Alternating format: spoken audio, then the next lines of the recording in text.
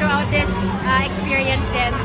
I've been also asking myself kung bakit ko rin ginawa tong desisyon na to sa volleyball career ko. And I think one thing that actually siguro lumabas was kung ano yung love ko nung bata ako sa volleyball. Hanggang ngayon yun pa din yung love ko sa pag-represent sa bansa. So, yun, sarap lang. Pero, hindi naging maganda para sa amin yung, hindi naging maganda yung resulta. Pero sana sa mga bata, sana wish namin talaga magtuloy-tuloy yung fire nila to represent the country.